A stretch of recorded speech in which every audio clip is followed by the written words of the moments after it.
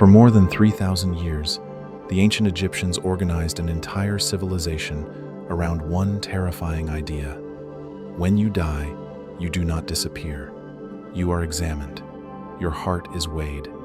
Your name is tested against time. Your body is protected so your soul can still recognize itself. And if that sounds extreme, it gets worse. They believed you could die twice. Once when your breath stopped, and again when your name was erased, your memory broken, your soul left with nothing to hold on to in the dark. That is not a side note in Egyptian religion. That is the center of it. And once you really see that, ancient Egypt stops looking like a world of pyramids, gold masks, and museum glass. It starts looking like a civilization that took the deepest human fear and built temples around it. The fear of being judged, the fear of being forgotten, the fear that when everything falls away, what remains is the truth of how you lived. That is why this still hits so hard. Because even now, under all the noise of modern life, most people are still living with those same fears. You may not believe a jackal-headed god will lead you into a hall beyond death. You may not picture your heart resting on one side of a scale and a feather on the other, but you know what it feels like to wonder if your life is adding up to something. You know what it feels like to fear that your choices are leaving marks deeper than you understand. You know what it feels like to be haunted by the thought that one day all the excuses will fall away and you will have to face what you really became. That is why Egypt still feels alive, not because it is exotic, because it is personal. The modern world usually reduces ancient Egypt to three things: tombs, treasure, and curses. That is the shallow version. The real story is stranger, heavier, and much more unsettling. The Egyptians were asking questions most people still avoid. What is a person, really? What survives death? What part of you can be lost? What part of you must be protected? What does justice mean when there is no audience left to impress?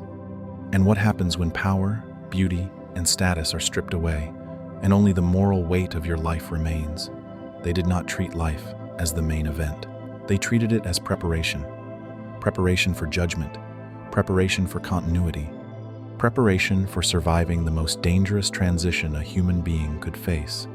And to understand how seriously they took that, you have to understand something simple first. To the Egyptians, the soul was not one neat little thing. It was a structure, a system, a fragile arrangement of parts that had to stay connected if a person was going to survive beyond death. There was the body, because without a recognizable form, continuity could break. There was the Ka, often understood as your life force, the vital essence that still needed nourishment after death. There was the Ba, the part of you that could move, travel, return, and remain uniquely you, often shown as a bird with a human head flying between worlds. There was the Ren, your name, because if your name vanished, part of your existence vanished with it. There was the Shadow. There was the transfigured spirit you hoped to become if everything went right. This is why Egyptian burial was so intense, so exact, so full of layers. This was not rich people being dramatic. This was survival technology. The wrapping of the body, the oils, the amulets tucked into linen, the nested coffins, the carved spells on tomb walls, the painted eyes on sarcophagi, the food offerings, the statues standing in reserve in case the body failed, the written name repeated again and again so it would not be lost. None of it was decoration. It was reinforcement. Backup systems for the soul. The Egyptians understood something modern people still struggle with. A human life is not held together by flesh alone. It is held together by memory, identity, recognition, moral weight, and the stories that remain when your voice is gone. And that is where their view becomes truly unnerving, because survival was not automatic. You did not simply die and float into peace. You entered danger. The afterlife, often called the Duat, was not a vague cloud realm. It was a charged landscape of gates, darkness, waters, guardians, monsters, transformations, and tests. It was filled with beings who could block you, names you had to know, formulas you had to carry, powers you had to navigate. Funerary texts, what we now call the Book of the Dead, and other burial compositions were not poetic extras. They were guides for a soul traveling through a place where ignorance could destroy you. Picture it. A sealed tomb, cool stone, walls glowing with mineral reds, deep blacks, pale white plaster, lapis blue, bands of gold catching torchlight, priests reciting words meant to wake the dead correctly. A mummy laid within coffin after coffin, enclosed like a secret inside a secret. Around it, symbols everywhere, scarabs, eyes, knots, jed pillars, protective deities with animal heads and human bodies. Every mark placed with purpose, every image doing work. To modern eyes, that can look excessive. To them, it was barely enough, because what waited at the center of this journey was judgment. And here is the part people remember, but usually misunderstand. The weighing of the heart was not a Gothic image invented later to scare children. It was one of the clearest moral visions in the ancient world. The heart for the Egyptians was not just an organ. It was the seat of thought, conscience, intention, memory, and truth. Your heart carried the record of your life, not your reputation, not the image you projected, not what people said about you after you died, your actual moral weight. In the Hall of Judgment, that heart was weighed against the feather of Ma'at. Ma'at is one of those words that sounds simple until you realize it holds half a civilization inside it. It means truth, but more than truth. Justice, but more than justice. Balance, order, rightness, proper proportion, alignment with the structure of reality itself. Ma'at was the pattern that kept the cosmos from collapsing into chaos. The Nile flooding in season, kings ruling correctly, temples performing rituals on time, people speaking honestly, contracts holding, families functioning, the dead reaching the next world, the sun rising again. It was not just a religious idea. It was the operating principle of existence. So when the Egyptians imagined judgment, they were not asking whether you had followed arbitrary rules. They were asking whether your life had become heavy with distortion, with cruelty, with greed, with lies, with violation of the order that makes life livable at all. And the scene is brutal in its clarity. Anubis oversees the scale. Thoth records the result. Osiris reigns in the Hall of the Dead. The deceased speaks what are often called the negative confessions, declarations before 42 divine assessors. I have not stolen. I have not murdered. I have not cheated in the measure of grain. I have not caused suffering. I have not polluted what is sacred. It is not just about dramatic crimes. It is about daily conduct. What did you do with power? With speech? With hunger? With other people's vulnerability? Then the scale decides. And if the heart is too heavy, if it cannot stand in the balance of Ma'at, it is devoured by Ammit, the eater of the dead, a nightmare creature stitched together from crocodile, lion, and hippo, not tortured forever, not redeemed later, erased, unmade. The possibility of a blessed afterlife destroyed. Think about what kind of civilization imagines that. Not one obsessed with death for spectacle. One obsessed with moral consequence. That is what the modern caricature misses. Ancient Egypt was not just preserving bodies.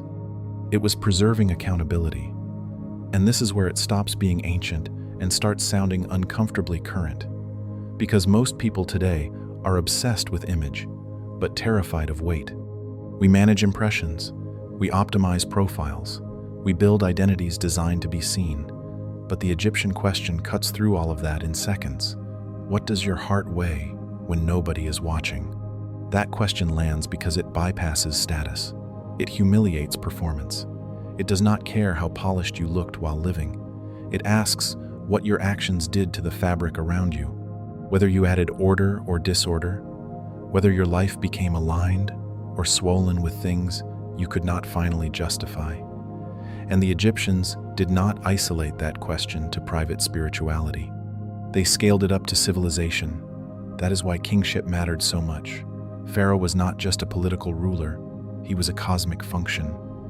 He was supposed to uphold Ma'at on behalf of the land. Through war, law, temple offerings, construction, justice, ceremony, and relation to the gods, the king helped maintain the balance between human society and divine order. If he failed, the consequences were not merely political. Disorder could spread into the world itself. That is also why temples mattered. Temples were not congregational spaces like a modern church. They were more like engines of maintenance. Priests did not just preach. They fed divine statues, washed them, clothed them, carried out rites, recited words, and sustained the flow between visible and invisible worlds. Ritual was not theater. It was infrastructure, a way of holding reality together. Even symbols were active. The Ankh was not just a cool design, it was life. The scarab was not decorative. It was becoming, rebirth, the sun pushing itself again across the threshold of darkness. The eye was protection and restored wholeness. The Djed was stability, backbone, endurance.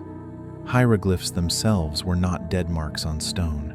Writing had force. To inscribe was to make something present, effective, durable. This is what makes Egyptian culture feel so different from modern life. They did not separate the symbolic from the real. They treated symbols as spiritual tools. They understood that images shape perception, words shape continuity, ritual shapes memory, and repeated acts shape the soul. In that sense, they may have understood something we forgot. Because modern people still live by ritual. We just pretend we don't. Our rituals are checking the phone before we speak to ourselves, measuring worth through numbers, performing identity in public, repeating habits until they become character, feeding attention to systems that do not love us back. We also live inside symbols. We are also shaped by what we repeat. We are also building a version of the soul through daily practice. We just do it unconsciously. The Egyptians would have found that dangerous. To them, a person had to be made coherent on purpose. A life had to be prepared. A death had to be navigated. Memory had to be guarded. The name had to endure. That fear of losing the name tells you everything. To us, a name is a label. To them, it was a living component of continued existence. This is why names were carved on stelae, statues, coffins, walls, amulets. This is why erasing a ruler's name was more than political revenge. It was spiritual violence. It threatened a second death. To be forgotten was not just sad. It was annihilating. That should sound familiar, because people today are still terrified of being erased. We chase visibility. We archive ourselves constantly. We flood the world with images, posts, fragments, and data, because something in us still resists disappearance. We may not say it in Egyptian terms, but the hunger is the same. Remember me. Know that I was here. Let some part of me continue. But here is the Egyptian warning. Continuity is not the same as noise. Being recorded is not the same as being remembered. Leaving traces is not the same as leaving weight. A tomb full of gold could still fail if the deeper work was missing. A grand name could still collapse if it was not held by truth. Even a king needed rituals, inscriptions, protection, moral legitimacy, and alignment with Ma'at. Power alone could not save the soul. That is a shocking idea, even now, because it means death, in the Egyptian imagination, was the great equalizer of performance. The official titles, the cosmetics, the architecture, the servants, the authority, all of it narrowed down to a simpler question. What did your life become when it was distilled into the heart? And that idea explains why their funerary culture became so elaborate. It was not vanity. It was an answer to a crisis. Human beings break apart, bodies decay, names fade, memories scatter. Grief destroys continuity. Time erases detail. The Egyptians looked directly at that and refused to accept it as final. They fought fragmentation with preservation. They fought oblivion with inscription. They fought moral chaos with judgment. They fought the terror of meaninglessness by embedding life inside a cosmic order. That is why their civilization still exerts such force. It is not because it was mysterious in the cheap sense. It is because it was structured around the biggest questions humans can ask, and it answered them with extraordinary seriousness. You can feel that seriousness in the tombs, long corridors descending into darkness, chamber after chamber behind stone plugs and hidden entrances, ceilings painted with stars, walls packed with offerings, gods, solar boats, serpents, gates, and texts meant to activate in death. Black resin on skin, gold over wood, linen wrapped so tightly it becomes almost architectural, silence thick as cloth. Everything prepared for someone who is gone, and yet in another sense, not gone at all. These were rooms for a continued existence. And here is the part that most people never get told. Egyptian religion was not mainly about escaping the world. It was about continuity with it. The blessed dead still wanted food, names, visits, care, recognition. The living still owed duties to the dead. Temples still linked gods, kings, ancestors, land, flood, and sky. The line between worlds was real, but it was active. You did not vanish into abstraction. You entered another mode of being that still depended on what had been built, spoken, and maintained. That makes their worldview feel very different from modern spiritual vagueness. It had texture, procedure, risk, obligation. And maybe that is why it feels more convincing to so many people now, because modern life often feels thin, fast, disposable. We are surrounded by information but starved for gravity. We know how to capture images, but not how to preserve meaning. We know how to display ourselves, but not how to prepare the self that must one day face its own truth. We produce endless data, yet very little moral memory. The Egyptians would have recognized that as a form of imbalance. They believed every act entered a larger order. Speech mattered. Intention mattered. Conduct mattered. Ritual mattered. Memory mattered. Even hidden things mattered, especially hidden things. Because judgment was not based on what could be spun after the fact.